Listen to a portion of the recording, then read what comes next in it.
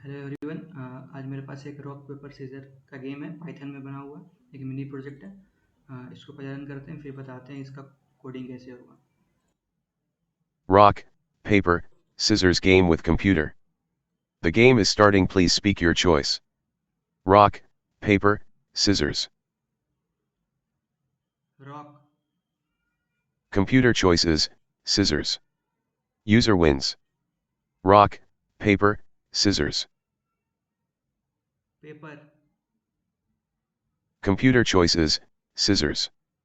Computer wins. Rock, paper, scissors. Quit.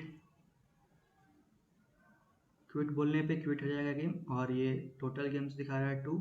User wins 1, computer wins 1 और tie 0। अगर inter मारेंगे तो ये क्लोज हो जाएगा। तो ये तरह पाइथन का प्रोग्राम। अब इसको बनाते कैसे? इसको बनाने के लिए पहले कुछ लाइब्रेरीज को इंस्टॉल करना पड़ेगा पाइथन में। इसको फर्स्ट ओपन कर लेते हैं VS कोड से, क्योंकि VS कोड थोड़ा इजी रहता है कोडिंग करने के लिए। ये कोड है, इसका कोड किया हुआ है मैंने पहले से। ठीक है, तो इसको बनाने के लिए 2-3 लाइब्रेरीज की ज़रूरत पड़ेगी। पहला है pyttsx3 Python text to speech library. दूसरा है एक रैंडम, और तीसरा है स्पीच रिकग्निशन। इन दो को पहले इंस्टॉल करना पड़ेगा, पाइथन टेक्स्ट टू स्पीच और स्पीच रिकग्निशन लाइब्रेरीज को पहले इंस्टॉल करना पड़ेगा। इंस्टॉल करने के लिए फर्स्ट सबसे पहले हम लोग को इंस्टॉल करना पड़ेगा पाई ऑडियो। तो अपने पहले CMD खोलना है, कमांड प्रॉम्प्ट विंडोज़ आर्स और फिर CMD। ये हमारा CMD खुल गया। इसमें सर्च करना है पहले पाइथन। पाइथन दिखा देगा पाइथन वर्जन 3.10.5, और आपका सिस्टम का आर्किटेक्चर क्या है, AMD 64 बिट का कंप्यूटर है। अब ध्यान में रखना, अब ब्राउज़र को ओपन करना है और यहाँ सर्च करना है पाई ऑडियो। पाई ऑडियो पाई ऑडियो के बाद नीचे आना है,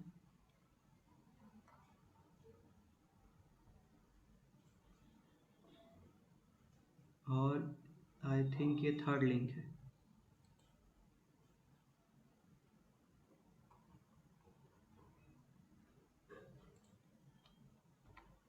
यहाँ पर सर्च करना है पाई ऑडियो .whl, एक व्हील फाइल डाउनलोड करनी है। इसके बाद यहाँ ये थर्ड लिंक जो है ना, ift.uci.edu, इस पर क्लिक करना है।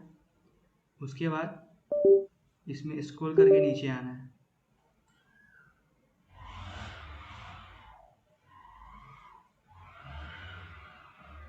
इसमें सर्च करना है पाई ऑडियो। पाई ऑडियो यहाँ मिल चुका है, ये पाई ऑडियो। पाई ऑडियो में आने के बाद पाइथन 3.10.5 था, तो यहाँ पाइथन 310 है। 310 के दो वर्जन है, 32 बिट एंड 64 बिट। मेरा कंप्यूटर 64 बिट का, इसलिए हम ये वाला Python file wheel file download करेंगे। इस पर क्लिक करने के बाद डाउनलोड का ऑप्शन आएगा, और इसको डाउनलोड कर लेना है। मेरे पास ऑलरेडी डाउनलोडेड है, इसलिए हम इसको डाउनलोड नहीं कर रहे हैं। ठीक है, उसके बाद क्या करना है, अपना डाउनलोड फोल्डर खोलना है, डाउनलोड, और ऊपर लिखना है CMD। CMD खोलने के बाद यहाँ पे लिखना है pip इंस्टॉल py। लिखने के बाद टैब मार देना है, जिसके कारण वो व्हील फाइल लोड हो जाएगा, और इंटर कर देना है। प्रोसेसिंग इंस्टॉलेशन लेगा। मेरे में पहले से इंस्टॉल है, इसलिए यहाँ पे लिख रहा है कि ऑलरेडी इंस्टॉल लिख रहा है। अगर नहीं होगा आप लोग में तो दोबारा से इंस्टॉल हो जाएगा ये।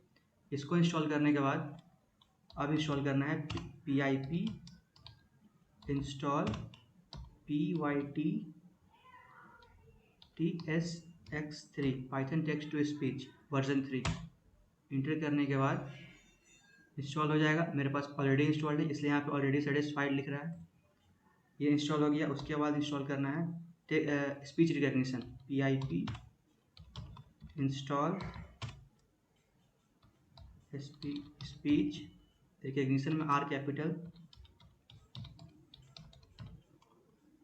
And inter. Requirement already certified मेरे पास पहले से इंस्टॉल्ड है, इसलिए रिक्वायरमेंट सेटिस्फाइड लिखा रहा है। ये 3 करने के बाद ये क्लोज कर देना है और ये क्लोज कर देना है। अब अपने VS कोड पे आना है। VS कोड में इसमें हम लोग को पहला चीज़ क्या दिख रहा है, इंपोर्ट pyt-ss3 और रैंडम, ये 2 लाइब्रेरीज इंपोर्टेड है यहाँ, और स्पीच रिकग्निशन को एज SR हम यहाँ इंपोर्ट कर लिए। इंपोर्ट करने के बाद पाइथन टेक्स्ट टू स्पीच क्या करता है, एक प्रोवाइड करता है वॉइस, जिसके कारण एक इंजन प्रोवाइड करता है जिससे हम ऑडियो इनपुट दे सकते हैं और ऑडियो इनपुट आउटपुट ले सकते हैं। ठीक है, तो हमने यहाँ पे क्या किया, पाइथन को pyt-ss लाइब्रेरी को इनिशियलाइज किया इंजन में। नेक्स्ट लाइन में क्या है, voice is equal to engine dot get property voices, मतलब इसमें जो वॉइस है उस वॉइस की प्रॉपर्टी इस वॉइसेस में आ रही है, और इंजन डॉट सेट प्रॉपर्टी हमारे सिस्टम में लगभग 2 इनबिल्ट वॉइसेस होती है। तो यहाँ पे वही क्या कर रहा है, pyt-ss लाइब्रेरी क्या कर रहा है, हमारे जो सिस्टम की 2 वॉइसेस है उन 2 वॉइसेस को का एक लिस्ट बना दे रहा है इस वॉइस वेरिएबल में, और इंजन डॉट सेट प्रॉपर्टी मतलब जो इंजन हम यूज़ करेंगे अपने ऑडियो के लिए उसमें पहला वॉइसेस 0 मतलब फर्स्ट वॉइस है उसको सिलेक्ट कर लिए हैं, और यहाँ पे हम उसका रेट सेट कर रहे हैं, rate is equal to engine dot get property rate. Rate means किस स्पीड से जो बोलेगा हमारा सिस्टम उसका रेट है। रेट चेंज घटाने या बढ़ाने से बोलने का स्पीड चेंज हो सकता है। यहाँ पे नेक्स्ट लाइन में हमने एक फंक्शन डिफाइन किया है। यहाँ ये फंक्शन क्या करेगा कि एक ऑडियो इनपुट लेगा, मतलब एक स्ट्रिंग इनपुट लेगा और वो उसको स्पीक करेगा, मतलब बोलेगा। ठीक है, ये उसके लिए फंक्शन है। दूसरा, क्योंकि हमारा गेम रॉक पेपर सीजर का है, हमने एक ऑप्शन बनाया, इसमें रॉक पेपर सीजर से एक लिस्ट है, लिस्ट ऑफ स्ट्रिंग्स है जिसमें रॉक पेपर सीजर लिखा हुआ है। फिर एक चेक बनाया है कि रॉक पेपर जब यूज़र और कंप्यूटर अपने ऑप्शंस चूज़ करेंगे तो विनर कैसे पता चलेगा, उसके लिए हमने एक जनरेटर फंक्शन बनाया है। जनरेटर फंक्शन क्या करता है, जो भी फंक्शन में हमने जो पैरामीटर्स डालेंगे वो पैरामीटर्स को कैलकुलेट होगा और जो आंसर आएगा उसको बाहर रिटर्न कर देता है। एक यील्ड फंक्शन क्या काम करता है, एक रिटर्न की तरह ही काम करता है। तो हमने लिया कंप्यूटर और यूज़र। कंप्यूटर का मतलब जो कंप्यूटर चूज़ करेगा ऑप्शंस में से, और यूज़र जो यूज़र चूज़ करेगा ऑप्शन में से। फिर हमने इसको यहाँ कंपेयर किया, कंप्यूटर अगर रॉक है और यूज़र सीजर चूज़ किया है तो यील्ड कंप्यूटर, मतलब कंप्यूटर जीत गया। सिमिलरली ऐसे सारे कॉम्बिनेशंस को यहाँ हमने किया है। जैसे यहाँ अगर कंप्यूटर पेपर लिया है और यूज़र सीजर लिया है तो यूज़र जीत गया, क्योंकि रॉक पेपर सीजर का सिंपल रूल होता है। वैसे करने के बाद हमने ये सारे फंक्शन डिफाइन कर दिए। इस फंक्शन डिफाइन करने के बाद सारे कॉम्बिनेशन लगाने के बाद ये यहाँ पे एक और फंक्शन है टेक कमांड। ये टेक कमांड फंक्शन क्या करेगा, एक कमांड लेगा, यूजर से इनपुट लेगा, मतलब जो हमने हमारा जो सिस्टम माइक है, हम जो बोलेंगे वो माइक उस साउंड को कैप्चर करेगा और यहाँ पे सेंड करेगा। तो R is equal to SR dot recognition. SR हमारा क्या है, SR हमारा ये स्पीच रिकग्निशन लाइब्रेरी है, उसको हमने SR के नाम से इंपोर्ट करके रखा है। तो R is equal to SR dot recognizer, हमने R वेरिएबल में एक रिकग्नाइजर डाल दिया है, और विथ SR डॉट माइक्रोफोन, मतलब रिकग्नाइजर क्या यूज़ करेगा, हमारा माइक्रोफोन को यूज़ करेगा एज ए सोर्स। ठीक, उसके बाद अगर ये कमांड आएगा तो पहले हम लोग आएगा, कमांड अगर कॉल करेंगे तो पहले प्रिंट होकर आएगा प्रिंट लिसनिंग। लिसनिंग करने के बाद हम जो बोलेंगे उसको यहाँ पे मैंने क्या किया है, एडजस्ट नॉइस, मतलब हम जो बोलेंगे बीच में गैप होता है ना, उसको यहाँ पे किया कि 0.8 सेकेंड तक वो रुकेगा। और पाउज थ्रेशोल्ड मतलब बोलने के बाद कितनी देर रुकना है, वो हो गया यहाँ pause threshold. Audio is equal to R dot listen source, मतलब हम जो बोलेंगे वो यहाँ पे आ जाएगा ऑडियो में। फिर नेक्स्ट एक ट्राई एक्सेप्ट ब्लॉक है, चेक करने के लिए अगर मान लो कभी अगर हम कुछ बोल रहे हैं और वो गलत बोल गया तो एक्सटर्नल साउंड्स कुछ आ गया जो सिस्टम समझ नहीं पाएगा, उस कंडीशंस के लिए एक्सेप्शन हमने यहाँ डाल के रखा है। तो फर्स्ट क्यूरी क्या करेगा, R डॉट रिकग्नाइजर गूगल, मतलब ये जो फंक्शन है रिकॉग्नाइज गूगल, ये ऑनलाइन फंक्शन है और इस प्रोग्राम को रन करने के लिए इंटरनेट की ज़रूरत है, क्योंकि हम जो बोलेंगे, जो ऑडियो स्पीक करेंगे, वो रिकॉग्नाइज कैसे होगा। तो हमने यहाँ यूज़ कर रहे रिकॉग्नाइज गूगल का, मतलब गूगल वेब एपीआई है एक, जो हम बोलेंगे उसको रिकॉग्नाइज करके टेक्स्ट में कन्वर्ट कर देगा। जैसे हमारा होता है सर्च बार होता है ना, जिसमें हम बोलते हैं तो वो रिकॉग्नाइज कर लेता है क्या बोल रहे हैं, तो गूगल का आता है वही उसी टाइप का ही है रिकॉग्नाइज गूगल। रिकॉग्नाइज हो जाएगा यहाँ पे इस लाइन में, फिर एक प्रिंट स्टेटमेंट डाल कर रखा है कि मतलब रिकॉग्नाइज हो चुका है हमारा। और लास्ट में क्या होगा, जो हमने बोला उसको स्ट्रिंग फॉर्म में यहाँ प्रिंट हो जाएगा। ये हो गया ट्राई ब्लॉक का। अगर कोई एक्सेप्शन आता है, इसमें एक्सेप्शन कुछ हो जाता है, तो एक मैसेज स्पीक होगा, मतलब स्पीक फंक्शन जो हमने ऊपर बनाया था यहाँ ऑडियो, जिसमें ऑडियो पास करते थे और वो ऑडियो बोलता था, तो यहाँ पे ये स्पीक करेगा हमारे सिस्टम की से डेट अगेन प्लीज, मतलब जो हमने बोला वो कंप्यूटर समझ नहीं पाया, दोबारा से बोल दे। और ये फंक्शन एक रिटर्न कर देगा नन, ये कुछ रिटर्न नहीं करेगा। और लास्ट में क्या होगा, जो ये टेक टेक कमांड फंक्शन है, ये रिटर्न करेगा एक क्वेरी, जो हमने बोला उसको एक टेक्स्ट फॉर्म में स्ट्रिंग फॉर्मेट में कन्वर्ट करके रिटर्न कर देगा। उसके बाद आता है ये if name is equal to main. ये जो लाइन लिखी हुई है, ये लाइन ये बताता है कि हमारा जो प्रोग्राम है उस टॉप लेवल फंक्शन इसको बोलते हैं। मतलब जब प्रोग्राम रन करेगा तो यहीं से प्रोग्राम स्टार्ट होगा हमारा। जैसे सी प्लस में होता है ना, मेन इंट मेन लिखते हैं, जावा में पब्लिक स्टैटिक वॉइड मेन लिखते हैं, उसी टाइप का ये बताता है इसमें कि हमारा फंक्शन यहीं से स्टार्ट होगा, फर्स्ट यही एग्जीक्यूट होगा।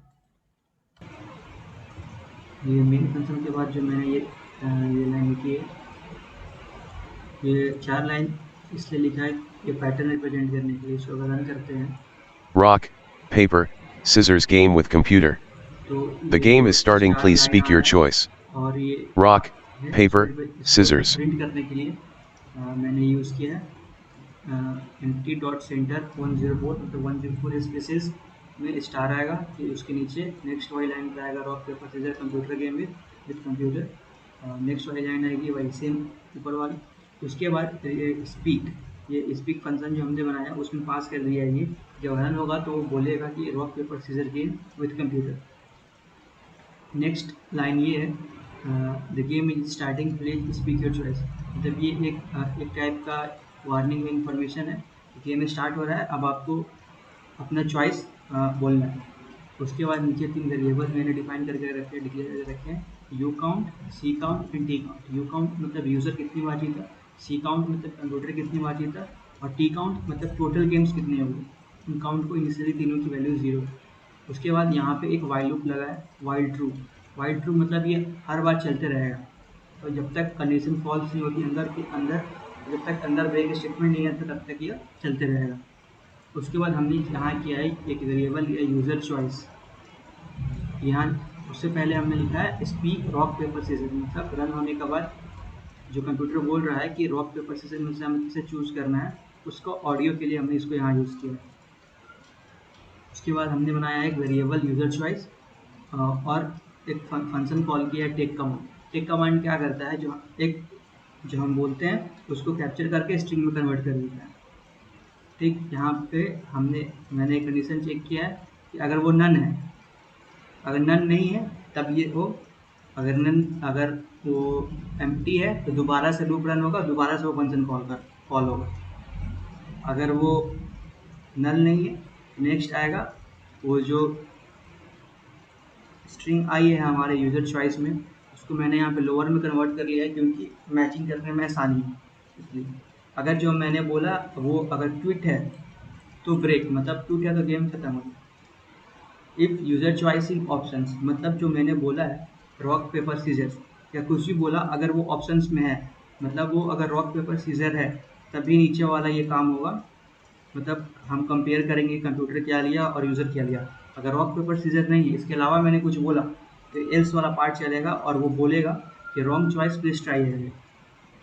अगर सही है रॉक पेपर सीजर्स ही है तो हमने कंप्यूटर चॉइस ये वेरिएबल लिया और इसमें रैंडम फंक्शन का यूज़ करके रैंडम चॉइस दे दी। Random choice option into starting.